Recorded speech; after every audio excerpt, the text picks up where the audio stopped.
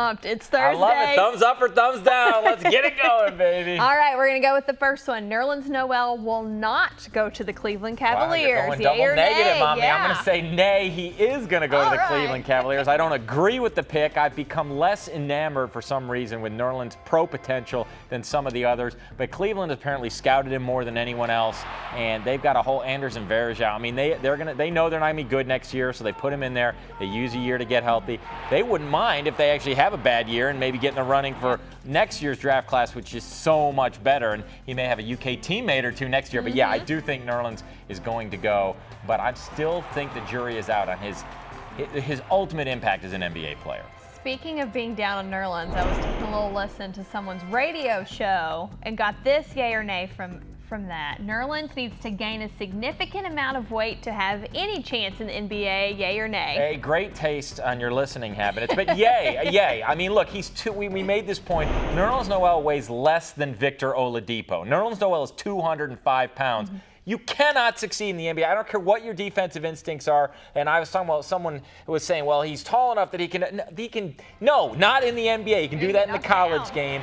The smallest guys in the center position are 245. So, and he can't. Nerlens doesn't have the ball handling skills to play power forward. He's not Anthony Davis, so he doesn't have the jump shot. He's got to be a center. And if you're a center in the NBA, you have to weigh 240. So Nerlens better start, chomping on some White Castle or something because he seriously needs to gain at least 20 pounds to even be viable. Now, I brought that up on my radio show and someone said he's 19 years old, he got 20 pounds on him, and that may indeed be true. But until that happens, I just don't see him being a factor. Cleveland, get him some cheeseburgers. Thank you. We touched on this a little bit earlier. Montrezl Harrell will make the under-19 team, yay or nay? I mean, I didn't specifically look at the other 23 guys he's competing against, but I'm going to say yay. I think this is a guy, his star is on the rise. I mean, Billy Donovan knows his game, and if Donovan, he's a Pitino protege, so their style is similar. I think Montrez is a guy that's going to make it, and I wouldn't be surprised if he's one of the starters, in all honesty. Fran Fraschilla tweeted something about that. He looked at the whole list of 24, and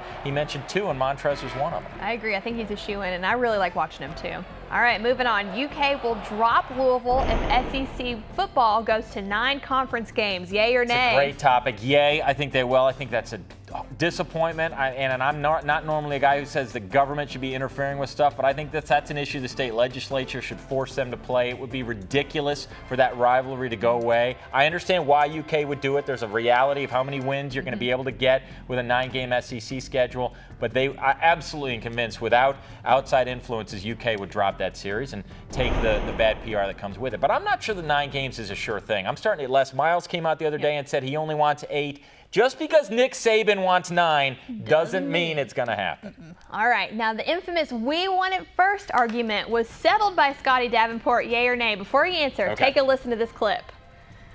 I heard Coach Calipari reference that they did it first prior to Louisville.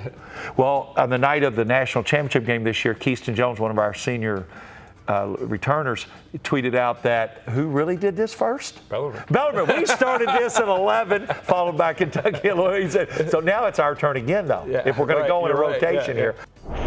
So Bellarmine settled it. Bellarmine's got it. I actually heard someone say, really, who needs to come out is Oregon, who won the title in 1939, and they can come out with a "we won it first." But yeah, that whole thing is kind of silly. It does take away a little bit of the credibility from the UK argument that we don't care about them, they only care about us, because there's a little bit of care there. I just want to stay on Scotty Davenport's side and say, yeah, Bellarmine, I'm with Scotty. I'm all in on the Knights. We'll stay in the middle on that issue. There you go. All right, and finally, Lachlan will indulge in way too many Diet Mountain Dews this weekend for Memorial Day. Yay or nay? Yeah, it doesn't have to be Memorial Day. That's every day. If you don't, look, when you get your first 2 liters of Diet Mountain Dew, that's off to a good start, and then you just roll through the day like that. How do you think I have all this energy? So much energy. Are you doing anything fun for the last? We're doing pool day. We'll probably do Churchill Downs. Just like kind of we're having people in from out of town. It's fun to experience this area with out of towners. You get their perspectives of Bella Louisville, Churchill Downs, Slugger Museum, so I'm looking forward to it. And plenty of Diet and Mountain Dew. Plenty of dew. All right, thanks, Lachlan. We hope you have a good weekend. You too.